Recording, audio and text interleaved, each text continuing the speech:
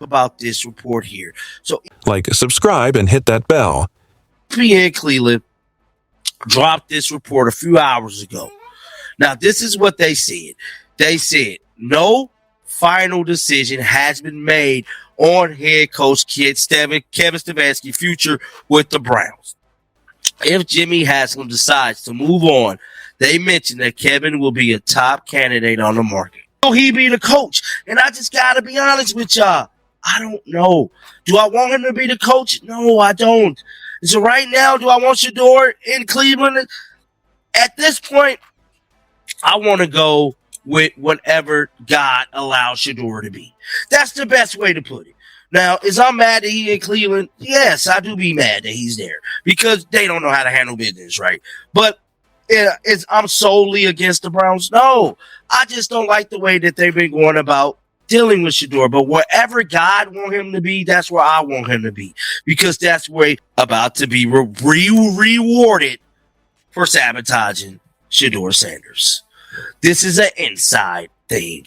So that means that if the NFL decides to reward Kevin Stefanski for sabotaging Shedeur, there should be a criminal investigation. I just have to be honest. Because that's what it's looking like. It's looking like they is about to reward him for sabotaging this young man, making him sit on a bench, not giving him first team reps, for him to be in consideration for a top coaching position. This is the Browns offensive line. Week 16, O-line ranked 31st ranked in Pro Football Focus. They're ranked 31st. The Browns has the 31st ranked offensive line into week 16, bro. Come on, bro. What are we? A top candidate? A top candidate for a coaching position? Top candidate? What the buffoonery? Am I tripping? Everyone keeps guessing what happens next with Kevin Stefanski and Shedeur until Jimmy Haslam finally speaks up. What this really shows is confusion at the top. When reports say no final choice is made, but also say Stefanski would be wanted if fired, that shows broken thinking. How can a coach linked to losing years, chaos, and no quarterback stability still be talked about like a prize? Meanwhile, Shedeur is dropped into one of the worst-run teams in football and somehow he gets questioned. That makes no sense. A young quarterback needs structure, trust, and real reps. Instead, he gets mixed signals and a team that doesn't know what it believes.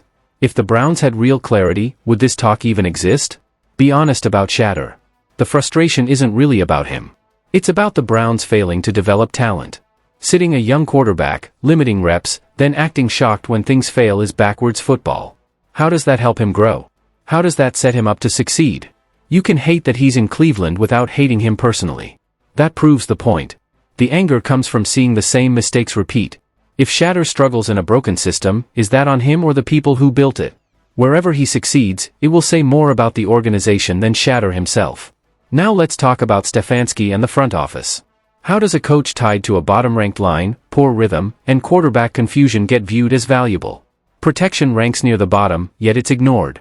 Jimmy Haslam owns this too. When ownership rewards failure, what message is sent? Are wins the goal, or protecting reputations? Fans aren't wrong for asking. If this is good coaching, why does the field look so bad? And if Shedeur was set up to fail, why isn't that the real story instead of rewarding Stefanski? How the fuck do he still have a job? I repeat, he's 6-25 in the last 2 years. Let me know, am I tripping? Because I know I read that correctly. This is that boy colder than the North Pole on Christmas Eve. I ain't lying. He colder than the North Pole on Christmas Eve. It goes on to say, Rappaport at time questioned if the Browns believe Stefanski is the right coach to bring along a young quarterback. Goes on to say, if not, Haslam might have to opt to move on. And Stefanski would immediately become a top candidate elsewhere. immediately become a top candidate, which lead me to believe y'all finna reward Kevin Stefanski for sabotaging Shedeur. He's finna get a victory lap trophy for. I can't make this up, bruh. At some point, common sense has to matter. A coach going 6-25 in 2 years isn't opinion, it's fact. So how does that record still feel safe? Not just safe, but valued. That's where fans feel crazy because numbers don't lie. When a team loses weekly looking flat and lifeless, that starts with leadership. Meanwhile, Shedeur walks into this mess and takes blame. That's unfair. A young quarterback can't grow in a place that feels unprepared every Sunday. If the energy is dead and the plan feels rushed, how is a rookie supposed to succeed? What makes it worse is the idea Stefanski could leave and be praised elsewhere. That's failure dressed as success. Browns fans have said this for years. These are coaching problems, not player problems. So hearing he may be rewarded while Shedeur loses reps, confidence, and rhythm feels backwards. How does that help a young quarterback? How does that send the right message? If Shedeur struggles, it's because the system is broken, not his talent or toughness. You can't protect a coach with excuses and expect a young quarterback to survive. Anyone paying attention knows that.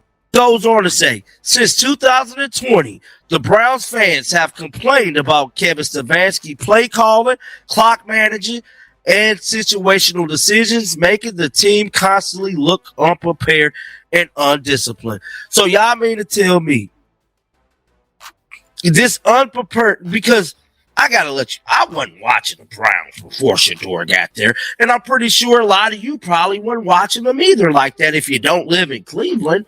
Hell, wasn't nobody checking out for the Browns to look and see how they doing, betting on their games and all that. They was trash. Now, since everything is coming to the forefront, this has been going on since 2020.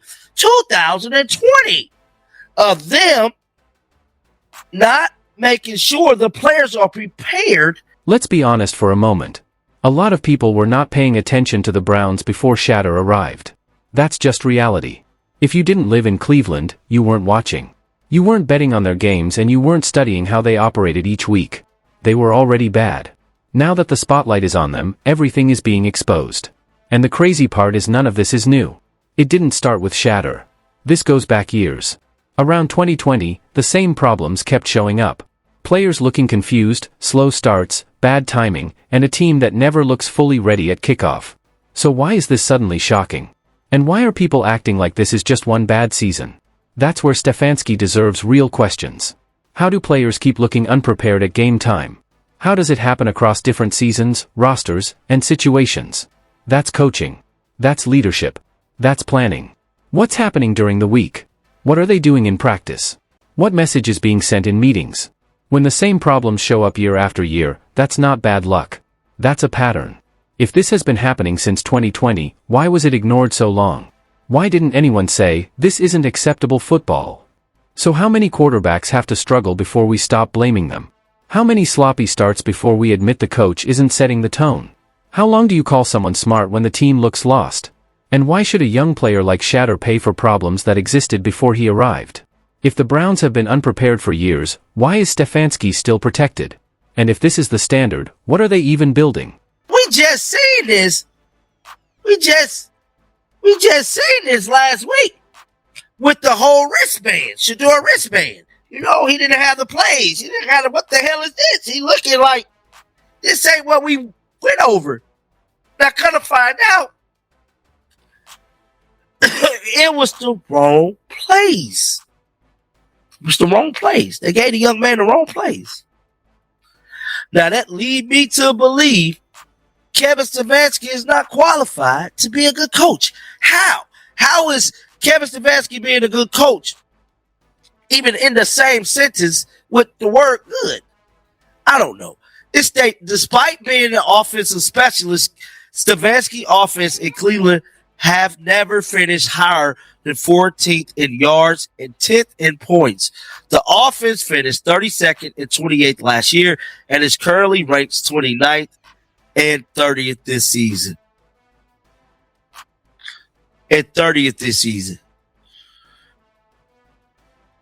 Now, this is what they're saying. They say that Haslam might opt to move on to Kevin Stefanski when he immediately becomes top candidate elsewhere. What we saw with the wristband situation tells you everything you need to know. A young quarterback was on the field, clearly confused, looking around like, this isn't what we practiced. Later, we learned the problem wasn't him. It was the play calls. He was given the wrong information. That's not a minor error. That's a fundamental breakdown. When your quarterback looks lost on national television because the coaching staff messed up, that's embarrassing. It puts the player in a terrible position and makes him look unprepared when he actually did his job. Shedeur trusted the system. He trusted the plan. And the plan failed him. How is that on the quarterback? And then there's Kevin Stefanski being labeled a good coach. How does that even make sense? If you're considered an offensive specialist, your offense should at least be respectable. But year after year, it's near the bottom of the league. Not once has it been elite. Not once has it even been close. Bottom tier in yards. Bottom tier in scoring. At some point, the numbers matter, and these numbers are ugly. If this is the product, what exactly is he specializing in? What makes this even worse is the idea that Stefanski could be let go and instantly praised somewhere else. That's backwards. A young quarterback gets blamed, benched, and questioned, while the coach responsible for confusion, poor communication, and a failing offense gets protected and promoted as a top candidate. That's not fair.